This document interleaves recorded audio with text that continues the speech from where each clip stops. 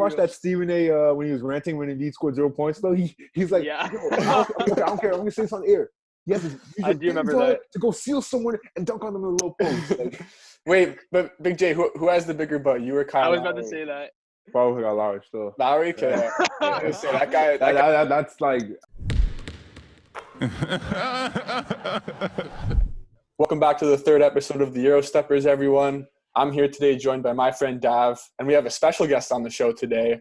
Yes, sir. Jaden Bediako, Big J, coming to us live from Santa Clara out in California. You know, we also got the Ridley gear on. I played a year with Big J at Ridley 2 years ago. He's a former Ridley grad as well, so shout out to Ridley. And yeah, just to introduce our guest today. So Jaden Bediako, he's a sophomore at Santa Clara University. Last year started 17 of last 18 games of the year, moved into the starting lineup as a freshman. As a freshman, he averaged 6.4 points per game and 5.2 rebounds per game while shooting 48% from the field. And during the season as well, he was named to the West Coast Conference All-Freshman team. In the past, Big J's had multiple experience playing with Team Canada. You know, he's played on multiple Canadian national teams, on the U16 or cadet U16s, the U17s, the U18s twice, and even the U19 national team, as well as multiple runs with Team Ontario, capturing gold. And yeah, he was also born in Chicago, Illinois, and moved to Brampton when he was 2 years old, where he resides now. So without further ado, let's get into it. For sure. So, like Johnny said, we're definitely happy to have you on the podcast. Our first guest, which is pretty monumental for us. So kind of just started off to see, like, make an icebreaker question. We just wanted to ask you, what's it like living in California, and like especially Silicon Valley? Like, it's a pretty prestigious place to be in. So how about you give us a little bit of background there? It's very hot over here, man. I'll tell you right now. It doesn't rain or like it doesn't rain or anything till like maybe December. But even in December, it's like little drizzles low. So the weather out here is nice. That's good. I'm near the largest city in Northern California, which is San Jose, and then I'm an hour away from San Francisco, though. And being in Silicon Valley, though, just having all the tech industry here, and I'm seeing people, you know, get internships and, you know, getting jobs, competing with people from Stanford and all over the place. So it's pretty competitive, but it just gives you a new sense of what the world has to offer, though, right? Like back in Brampton or Toronto, Niagara, it's not, you don't see nothing like this till you get down here, though. So it's been amazing and it's been good right now. Yeah, for sure. With that weather, like that definitely attracts a lot of people because of like how nice the climate is. So like obviously California is known for being a pretty popular place for celebrities. So have you come in contact with any? Have you seen any walking in the streets, anything like that, or no?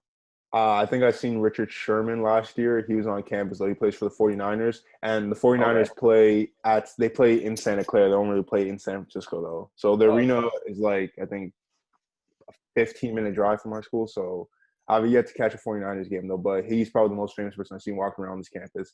And Steve Nash has come by like twice or once. Wow. And Steve, he's a former Santa Clara alumni, right? That was his old school. And yeah, also, I guess so you're not really missing these Canadian winters up here. You know, you're enjoying the sun, like living life down there, you know? It's 50-50. I kind of do miss the sun out there. I mean, the snow. I'm telling you, I'm a snowbird. I don't know why people get so upset with snow. I'm like, yo, I can live with that. I'm used to that. Like, if it's not snowing in December, there's something wrong. That's true. Kind of living in like California, you know, you kind of touched on like the proximity to Silicon Valley, kind of you seeing your peers get internships in the tech industry and everything. And did that kind of impact your decision when choosing Santa Clara? Like, I know you had a couple other schools. What kind of made you choose Santa Clara, lean towards Santa Clara when you were initially making your college decision? So just like I think California, getting away from far is something I kind of like, though, too. And the conference was pretty good. You know, we have Gonzaga, St. Mary's, BYU, Pepperdine's really good. San Francisco's always good. They've been good in the past recent years. So the teams in the conference, I think Pacific's been good recently too. But and last year too, we were supposed to have like 3 teams in the NCAA tournament, though, which shows how good and how developed our conference has been, though, because everyone's been like, oh, it's only really Gonzaga, but St. Mary's supposed to be a top 10 seed. BYU is supposed to be a 7th seed, though. So we had lots of really good teams last year, and we're getting better too. So I came here, and also too, I felt like I could play with these guys, and they're generally all good people though too. I like all my teammates; they're generally all good people, and I knew Joseph too. He's a senior right now at Santa Clara, and I played with him on the U18 national team the year me, Shay, Nikhil, the 2016 team. Yep. So I knew Joseph from then. So it was good to come down with someone who I kind of knew already, and Silicon Valley had I'm still undecided on what major I want to do yet, but I mean I have the resources right here, and I mean like if I somehow get into the tech industry or get to meet someone, just build my network though, it's Silicon Valley too. So that's another reason I drew me here too. And then lastly, like I forget this sometimes too a lot, but getting a Santa Clara education is like it's legit, Mm-hmm. So, yeah. For sure, yeah. The ball stops bouncing one day. Yeah, Dav. For sure. Yeah, no, I just kind of want to build on the question, like talking about Santa Clara. I was just wondering, like, obviously when you graduated from Ridley, you were a pretty top prospect in Canada for balling out, right? So I was just wondering, like, what made you choose Santa Clara compared to, I'm sure you had many other options. So like, what made Santa Clara the university that you would choose? Well, from a basketball standpoint though, honestly, I didn't come to college basketball in the best shape though, but when I was at Santa Clara my first year, I dropped like 15, 20 pounds, and I lost like 8% body fat though. So, Oh. other schools would like, you can come. We want you to come, but we might want to redshirt you though, which I had no problem redshirting too. Then at the same time too, I lost some connections with coaches though, and Santa Clara seemed like the right fit at that right option, and I felt like this is a roster where I can really come and compete and learn with the best, and the coaching staff's the greatest people I have met so far. Like I like all my coaches. That's good. I'm happy to hear that you're doing well there. Yeah, and then from an academic standpoint, though, I mean, like I said, Santa Clara education. People in Silicon Valley and Northern California, they know Santa Clara, and we're near Stanford and Berkeley's here, like so usually it's a competitive school, and you're competing with like guys from those other schools for jobs too. But we had like a former football Santa Clara player come talk to us, and Bill Duffy, one of the top NBA agents, though, they all hit on the same thing. Steve Nash too. Just a Santa Clara education though, which is it's really we forget that sometimes though as ball players though. We forget that at every school I think, but a Santa Clara education is, it'll take you in life. So that's good to hear, yeah. Yeah. Mm-hmm. And yeah, the ball stops bouncing one day too. So, after college, you can pursue professional opportunities, but it's also like really good to kind of have that education to fall back on, which it seems like you've figured out. And yeah. Moving forward, I would kind of quickly want to say, so you touched on having Gonzaga in your conference, the West Coast Conference. They so there's like a perception that they dominate it every year. And for you guys, a team that like trying to make the tournament, what would you say for this season?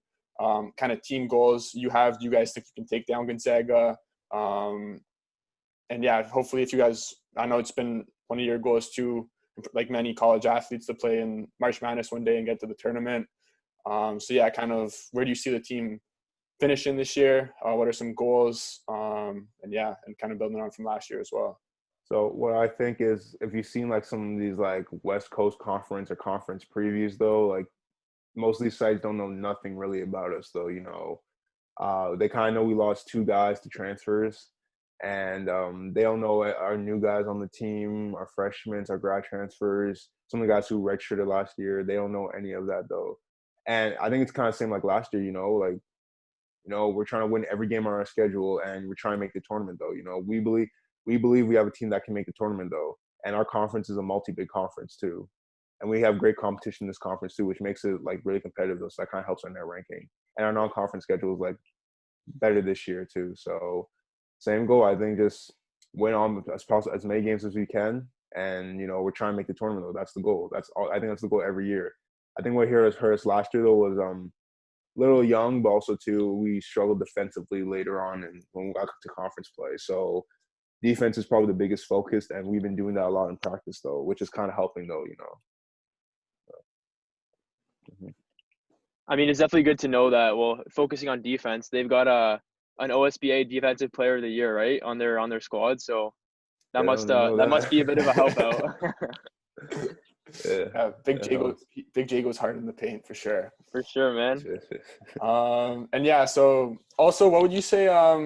Stuff's different with COVID this year, but kind of a typical day in the life for you. Do you want to kind of like walk us through, like what time you wake up in the morning, like workouts, classes, kind of maybe like a typical day in the life for Jaden Bediako? What does that look like? Yeah. Okay. So I'll give you I think I'll give you three different situations. So or two. So Monday, Wednesday, and Friday, usually, recently, since last week, we started doing COVID testing 3 times a week now. So I would wake up around 7:50, 8 a.m., walk to the gym, do my testing. And we do it with the little soft tube or whatever. We don't do it through the hook if you guys are thinking that stuff, or the brain. I hear other people do that. It's crazy. I've yet to see that, but that stuff sucks, man. Yeah. So we do that little nose thing though, and then I get in with my strength trainer at 8 a.m. So after I'm done that, I go straight to the weight room though, and we do movement and a few lifts though, because we're not getting into the meat potatoes of practice though. So when I was in August though, we were just lifting. Now it's okay, now we're working on balance, trunk stability, core, upper body, lower body a little bit, but not as hard though. But all the movement stuff is really we really go hard in that though a lot. After that, Monday I have class at 10:30, and it's an online class. That's for an hour. And then Wednesday I have a class at 9:15, and that's it. And then Friday I have no class. Okay. And then every day we have film at 1:30. So I would eat breakfast actually when I come back from lift. I may eat lunch sometimes because I don't want to come to practice too heavy though. But maybe the last thing I would get was a salad though. And then you missing any food from Ridley or no? Where would you say the food's better? Ridley or Santa Clara? Come on. Ridley have more options. I'll give you that though. Okay. Fair. And after lunch, I think I'd be missing Ridley though. To be honest, I think yeah. I think so. Really, I personally don't miss Chartwell, so yeah.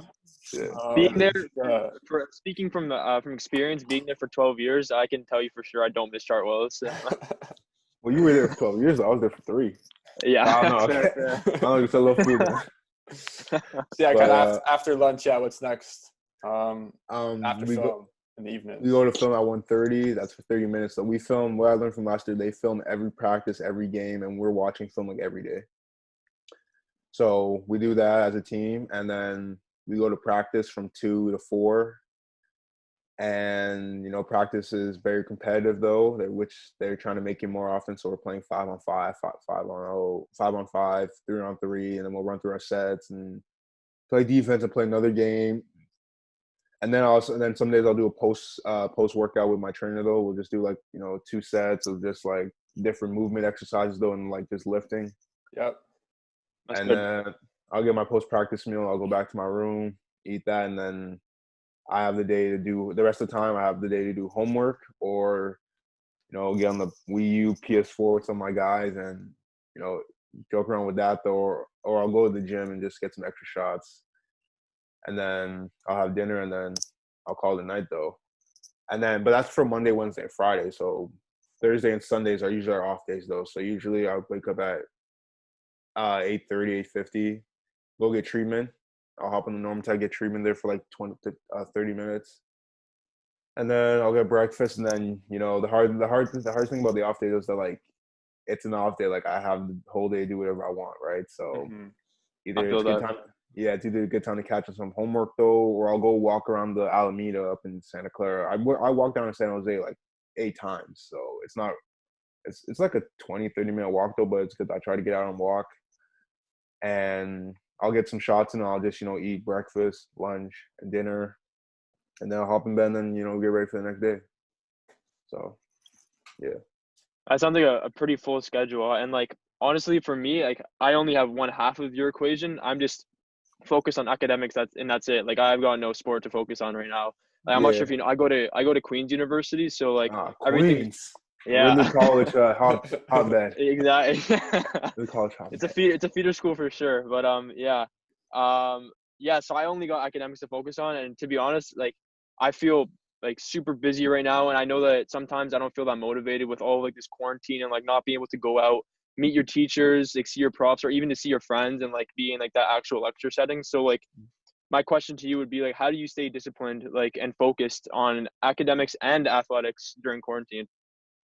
You know what? It's sometimes really tough though, but you just gotta remember too, you are a student athlete though, like yeah, the basketball's there though, we all have that, but you gotta be focused on your books. So that's why we're all here in college though, right? Getting a higher education right here. So and also too, we have great academic advisors too though. So also like they'll know when you're not doing it, they'll be like, hey, you weren't in class or you have an assignment due next week or Tuesday. I'm like, wait, what? So they kind of keep us on track with that though, and they keep us motivated that too. And then practice though, you can't get too high or too low though. So that's like in life too. You can't get too high or too low. So you try to stay even keel. You have a good day, cool. You have a bad day, hey, that's over with. That's the past now. Just focus on the next day though. So For sure. and also too, we got the season coming too. So again, and guys are trying to fight for minutes though. So I guess that would keep us really motivated though. And Definitely. I want to go somewhere with this game. So obviously I always think that. I don't think too much about the future, but when I do though, I'm like, yeah, I'm trying to go somewhere with this game. So that keeps me motivated. And like I want degrees too, I want, right now I'm undecided though, but I'm thinking between communication and psychology though. So I want to see what I can do with those and maybe some other ones too. But, I'm motivated to, get that degree and graduate from college, which is, my older cousins have done it, and it's a pretty big achievement in life though. For sure, man. That's great to hear. I'm happy you're finding some way to stay focused. Maybe I can take some notes from your discipline to try to help me do better at Queens, because I'm definitely lacking motivation right now. I can't lie. No, it's tough, bro. It's tough, yeah. Because honestly, too, and like I think I heard with the OUA and U Sports, like they canceled the whole season. I was talking with my coaches about that. I was like, wait, the whole season? So I thought they were gonna move to January. Like they're gonna say no sports this whole year. So for some of the athletes though, and some guys like like Cam, Tommy, Marcus, Noah, like it's for I'd be really pissed off with them. I'd be really pissed with and the same emotion they have. Like the whole season's done, so like what we're supposed to because that's one thing that keeps you motivated too. You got to play on the court, but then you got school. For sure. Not just school, so now like and that's pretty disappointing though too, because I know U Sport doesn't usually make as much money as the NCAA though, but like I was thinking like next steps is put the games on national TV, because there's really great teams out there. Carleton, Calgary, there's really great teams out there, but now they won't be able to show it though, which is like it kind of sucks this year. For sure. And I think too with like kind of the NCAA schools, you have the teams generating the revenue for the school, while in the Canadian university kind of the teams don't really bring in as much revenue. Like I know they're looking to grow that right now, but yeah, for sure. And that's why I think that kind of factored into the decision to cancel it too, with the funds necessary. But yeah, also kind of you talking about kind of staying disciplined, being motivated. This past off season, did you have to get like creative during quarantine, and also kind of what areas of your game did you look to expand? I saw some workout videos of you shooting threes. That shot was looking clean, working on the board. And I know I always saw you working on your mid-range game, and kind of with the way basketball is kind of transitioning now, we're seeing a lot more teams adapt to like the small ball style. A lot of bigs these days are kind of have worked on that ability, and they're kind of showing that they can hit those 3-point shots. You're someone who's like an old school traditional big, goes hard in the paint, but can still has like that soft touch around the rim and in the mid range. So kind of what area of your game, like what have you kind of been working on improving this past off season? So that was probably the longest time I was at home, 6 months. I left in March. They forced us all off campus in March, and I didn't think we were going to come back at all. It went from like saying we're going to come back in April, June, July, and then like finally, like they said, like late August, like yeah, you guys are coming back. Yeah.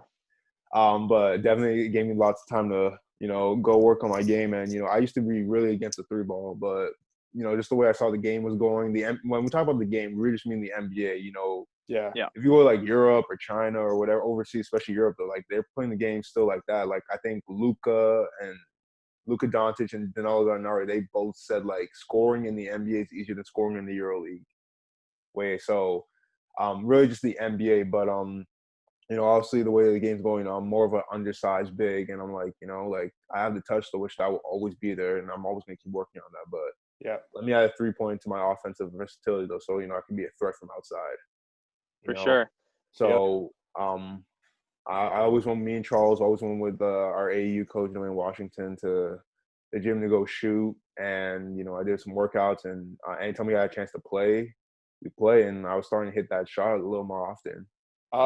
Who wins those one-on-one those like one-on-ones? You or Oh, Charles? we don't play. We don't really play one-on-one. We like when we do like teams. So like other Okay. alumni will come and play though. But who would win in a one-on-one? You taking I your thought that was a later question though, but I guess it's up to me. Like, bro, Yeah. that's not a question though. I respect that. I respect that. Like, hey, you see my movement, my shot, bro. Like, I can move. Like, I can move still. Feel you. So That's just good to hear, you body him, eh? yeah. Charles, this, bro, I benched 245. I think that's what I'm. Yeah. Okay. Okay. That's good to hear, bro. So me and Johnny kind of had talk about this before you got on with us, and we were wondering like who do you think that you kind of model your game after in the NBA? And I was saying we kind of both agree that would kind of be Joel Embiid. We wanted to see like what you thought about that. Yeah, everyone says that. I don't really try to model after everyone. I try to pick little parts of everyone. Like Okay. Tim Duncan's old school, LaMarcus Aldridge. But also too, I gotta remember too, those guys are like, almost 7'6". I'm really like an undersized big. I'm like 6'9", 6'10". So I like to look at I like Jahlil Okafor too. I like that guy too. Mm-hmm. Dwight Howard back in his prime. But Duke Jahlil Jahlil, yeah. Hey, you gotta remember too. The Sixers though, he was killing his rookie year. Yeah, he came back. He was like one of the many like kind of victims of the process in Philly. But no, Jahlil Okafor. You know what? Also too, here with Jahlil, I like what you said too. But also too, it was also the way the NBA was going too. By then, the NBA was already going, small ball, shoot more threes. And guys like Jahlil were victims of the new NBA. Al Jefferson, he couldn't play in the league anymore because he couldn't Roy Hibbert too. So just the way the NBA was going, though, guys had to shoot threes, and there's no more old school post guys anymore. I don't think the big man's dead though. I think Shaq said the best though. Like if there's someone who's playing like me right now, it's the Greek Freak. For sure, yeah, and I think that it's definitely an adapt or die league right now. We definitely have like the Golden State Warriors to thank for like modernizing this game and making the 3-point way more lethal, right? Like and blame obviously too. we can. Some guys don't like Steph Curry because of that. For some sure. Former big guys, they don't like he's like, you lost my I bet shot. you a bunch of big guys have him on a hit list, but I know that there's definitely the possibility to adapt, right? I know we know some players like Brook Lopez. That's one guy that's improved his 3-point shot. Definitely creates a threat from outside. Like Marcus Gasol, definitely big role player in helping them beat the Golden State, having that outside shot, right? So it's definitely an adapt or die league for sure. Yeah. Especially for bigs. Yeah. I like how you said that. And but back to the question though. I like Daniel Tice. He did some decent stuff with Boston, especially in that Toronto series though. And he's like only 6'9", right? Bam's he's a small big for sure. Bam's only 6'9". So just the way the NBA is going though, there's not those like being undersized is not good now, as a big guy. So it's pretty all right though. But honestly, if I said adapt to one person, I would say, yeah, you guys are probably right. I don't like to look at everyone though, every big in the past, whatever. But I guess I do have the Joel Embiid sort of look though. I'm tall, I got a big butt. We didn't say it, bro. Hey, you didn't watch that Stephen A. When he was ranting when Embiid scored 0 points though. He's like, yeah. I don't care. I'm gonna say this on the air. Yes, I do remember that. To go seal someone and dunk on them in a low post. Like, wait, but Big J, who has the bigger butt? You or Kyle? I was about to say that. Probably got Lowry still. Lowry, yeah. That guy. That's like I watched his Villanova highlights. I'm like, what the hell happened? Yeah, he's dumb thick, bro. That guy is super thick, but super thick. He gets his job done though. For real, one of the most underrated players in the league and greatest Raptor of all time for sure. Oh, you know who I also want to say too? I also like Jokic. Between Embiid and Jokic though, because Embiid's more athletic than Joseph, and Joseph's one of the best passing bigs though too. But Jokic, bro, I think he even said too. He's like, I probably only got like 3 dunks this season. Like, for sure. He's more of a finesse, like one of those Euro bigs, like a finesser, and he'll shoot the 3 ball. And even looks awkward though. He barely jumps or whatever. So I like Jokic a lot though. I like him too. Just like I'm probably more athletic than him though, but like from a like sort of like a non-athletic standpoint, though, he's better, though. I would have him as better than Joel Embiid as one of the best centers in the Yeah, league, to be honest. definitely, for sure. I agree with that. I know Johnny doesn't agree with that, but yeah, Jokic for me is a top 10 player now in this league. We were kind of having a little back and forth a few days ago about who we thought was top 10. And I definitely got to put Jokic in my top 10. And like, yeah, like he maybe not be the best at like being defensive or athletic, but he kind of reminds me of like a modern day Dirk Nowitzki kind of. He's not that athletic, but he has that great. He's even working on that one-legged jump shot from the mid range, which is pretty cool to see. Dirk is the one that started the whole stretch for, though. Like, I'm surprised like it took so long. Him and LaMarcus Aldridge, but really Dirk. I'm like, yo, we already have like Dirk's a stretch. He's a stretch. Like he's the for sure. He's the best definition of a stretch. Like he's the first stretch. 7-footer can hit the three and the mid range, but I guess like later on in his career, everyone started shooting three, and then like but he was shooting that thing for a while though. For sure. And I also like Jokic's story too, because Jokic, like if you guys seen the story, like he was like 60, he was drinking like 6 bottles of Cokes every day, and he was like really like big. Yeah. And then I don't know, he just worked, and he like got drafted. Didn't even come that rookie year though. He just worked, and he got his body down to like 250 though. So just from working up from his body perspective where he started, 17, everyone's like he's not supposed to like he ain't gonna be a pro, nothing like that. So now like he's a freaking all-star now. So maybe even a superstar. Yeah, superstar. There we go too. Yeah, I like hearing guys like that, and Kendrick Nunn's story too. I like hearing guys from. Oh yeah, for sure. Yeah, like those guys. Mm-hmm. And the underdog story is for sure definitely a good story to hear. Like Duncan Robinson too, going undrafted, like 3rd division or something like that, and now Division 3, 1 year in Michigan. Yeah, like incredible story to hear. Derek White too. Like it's just It's just crazy because like I like Jimmy. The reason you heard her old Jimmy fiasco with Minnesota, like. I guess Jimmy Butler, I think I watched one YouTube video where they were saying, like, I think he's been working so hard in his life that, he wasn't a top 100 recruit, though. He didn't get recruited by no blue bloods. He went JUCO for 2 years and had to go 2 years to Marquette, though. And, he was picked last in the 2011 draft in the first round. So he really worked his way up, though. That's why he probably got pissed with Minnesota, because guys weren't working hard. Like, their 2 top guys, Towns and Wiggins. Like, they ain't like, they already got the spotlight though, first picks, number 1 players in their high schools. No, Towns was like 5th though. Julia was number 1, but top 5 blue bloods, I like hearing stories like that, like guys like, that's why Jimmy got pissed though. He doesn't like, if you're not working hard, then he can get at you, because he's like, yo, you're so like, you got the whole pick of the litter though. I had to go to JUCO to just make it though, right? And people forget that he went JUCO for 2 years. Talent only takes you so far, right? I mean, you have to put that work in too to get where you want to be. Yeah, so I like Jimmy for that though. Yeah, so I like stories like that. And yeah, just so we're running like kind of short for time, and we're gonna end off with a bit of like speed trivia. Sure. So we're gonna ask you a couple of questions, and you just have to answer them as like quickly as possible, like within 5. Like try to answer. I would say 5 seconds. All right. Okay, so 3, 2, 1. Here we go. So celebrity crush. Me. You. I don't know why I can't. Okay, I like that. We like that answer. Favorite movie? Lion King. 1994. Not the 2019 one. Okay. Favorite music artist? Lil Uzi. Okay. That's my favorite artist too. And Take that answer. Take A. And Lil Durk. Okay. I think he's from Chicago too. So. Dirk pre-Drake or after Drake? After Drake. After Drake. Okay. Fair. Yeah. Would you rather have the ability to freeze time or read people's mind? Read people's mind. Okay. Favorite TV show growing up? Everybody Hates Chris. That's a good one. Yeah. 3 items you would take with you if you were stranded on an island? My PS4. My family. Oh, 3 items. Okay. PS4. I got my lotion, my lightning cream lotion. Okay. You already know that. That's good. I got that from too. And what else do I want to take with me? My glasses, I guess. Okay. So I got a quick question. Where are you gonna plug in your PS4? Well, probably say that one time. Where are you gonna plug in your PS4 if you're stranded on an island? I'll sleep with it, bro. Okay. Fair. What animal would you compare yourself to? A lion and a gorilla. Okay. So you've been given an elephant and you can't give it away or sell it. What are you doing with that elephant? I can't give it. Can I donate it to like a park, or you're like? Or I can't do that. You can't give it away. You can't sell No. it. What are you gonna do with it? Might as well cook it up, man. I mean, it's me right Nah, there, man. bro.